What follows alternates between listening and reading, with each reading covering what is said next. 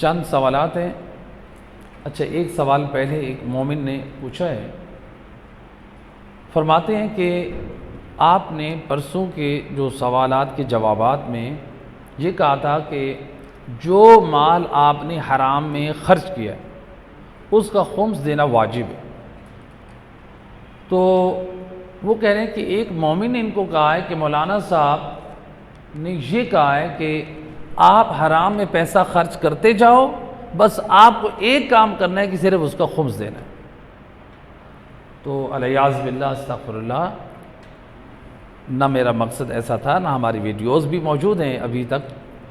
तो लिहाजा क़तअन ऐसा नहीं है। जब एक चीज़ हराम में आप खर्च कर रहे हैं, जब अल्लाह की ज़ात राज़ी नहीं है, ख़ुद इंसान सोचे।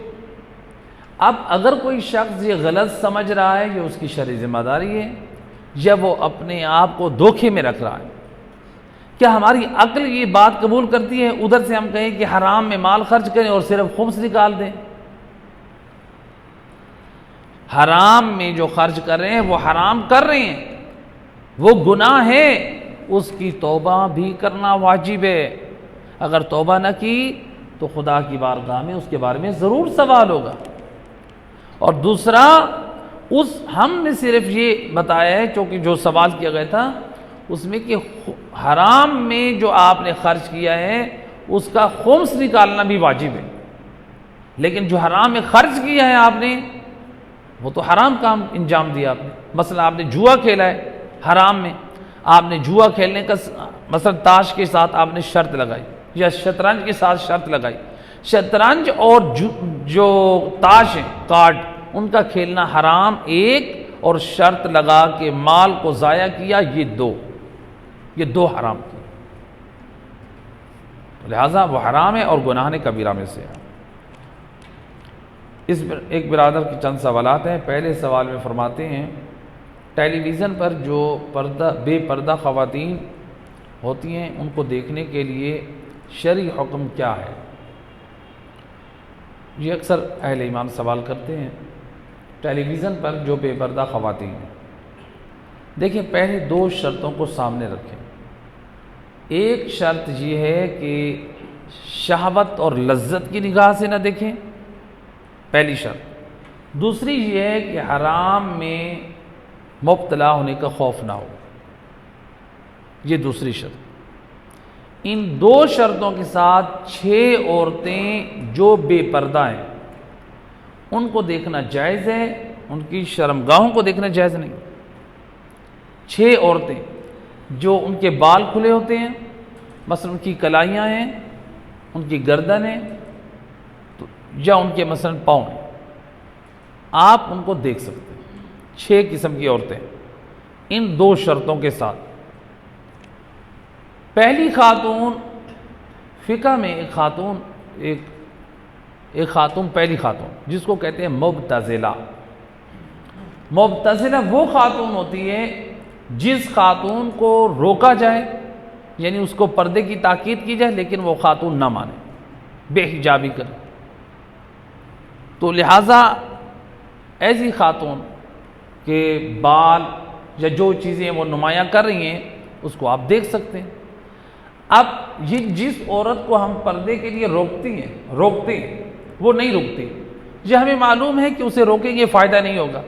अब उसमें से ये ख़वातीन, ये कौन सी ये कितनी किस्म की ख़वातीन हैं?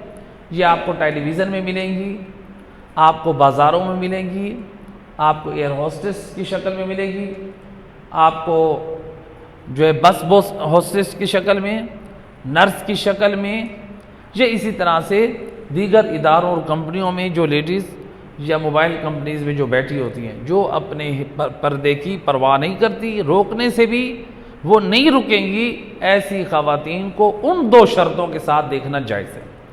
अच्छा, वो दो शर्तें आपने याद रखनी है, 6 औरतों को देखना जायज़ है। जो चीज़ें बताई, पहली वो खातून जिसको रोका जाए और ना रुके, एक। नंबर 2 वो खातून जिससे निकाह की रग़बत ख़त्म हो जाए, यानी ऐसी बूढ़ी खातून जिसके चेहरे पे झुर्रियाँ आ चुकी हैं, अब उसके तरफ जो है लोगों की जो है वो रग़बत नहीं। तो ऐसी खातून के चेहरे पे देख सकते हैं।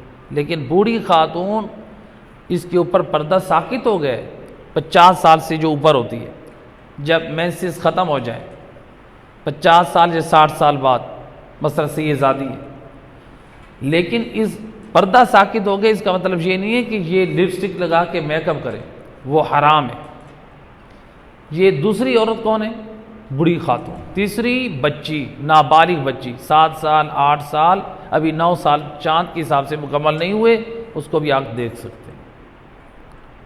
ये तीसरी खातून हो गई, यानी खातून में। चौथी खातून, वो खातून जिससे आपके शादी करने का एहतिमाल है, आप देखने गए हैं, लेकिन फुक़हा फरमाते इस शर्त के साथ कि आपने पहले उसको न देखा हो। पहली मर्तबा देखने जा रहे हैं, एहतिमाल है इसी से शादी करेंगे। ऐसा नहीं है कि आप एक एक घर में बस चेक करते फिरें कि मैं वो लड़की कैसी और वो लड़की कैसी। एहतिमाल है कि आप उसी को इख्तियार करेंगे, और उन 2 शर्तों के साथ। आप लड़की को जब देखने गए, आपके सामने बैठी, उसके बाल खुले हैं, उसकी कलाइयाँ नज़र आ रही हैं, आप देख सकते हैं एक नज़र में। उन शराइत को सामने रखते हुए कितनी औरतें हो गई? 4। नंबर 5, वो खातून जो काफिरा है। काफिरा खातून जितना आमतौर पे अपने बदन को ज़ाहिर रखती है, अपनी कलाइयाँ, अपने सीने को, अपने बालों को जो ज़ाहिर रखती हैं, उनको देखने में जायज़। लेकिन अगर काफिरा औरत ने अपनी शर्मगाहें या उसकी वीडियोज़ या पिक्चर्स नेट पे हों, एहतियात वाजिब की बिना पे देखना हराम है, वो नहीं देख सकते। लेकिन वो 2 शर्तें हर औरत के सामने साथ रहें। छठी औरत, नंबर 6, वो खातून जो यानी मुस्तर, मजबूरी की हालत में, मसलन एक खातून है, घर में आग लग चुकी है, या पानी में वो डूब रही है, या मसलन डॉक्टर के पास आई है और वो मर्द डॉक्टर ही काबिल है, उसके मुकाबले में लेडी डॉक्टर नहीं है, जो स्पेशलिस्ट है, जो माहिर है, सिर्फ मर्द है।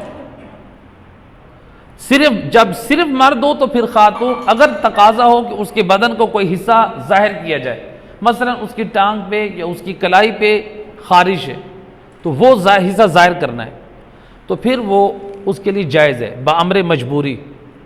अब वो मर्द उस खातून के हिस्से को यानी हालत मजबूरी में देख सकता है, डॉक्टर इलाज की गर्ज से खातून के बदन पे उतने हिस्से पे, या खातून डूब रही है तो उसको बचाने के लिए, या खातून किसी घर में जल रही है तो उसको बचाने के लिए।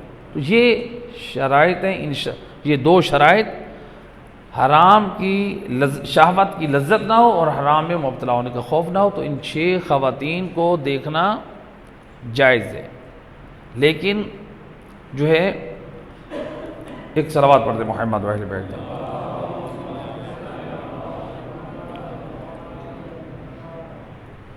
तो लिहाजा और बिरादर के सवालात थे, मेरा ख्याल है इसी के ऊपर इत्तेफाक करते हैं। ए करीम मेहरबान अल्लाह बिहक़्क़ि मोहम्मद व अहले बैत अलैहिस्सलातु वस्सलाम, इस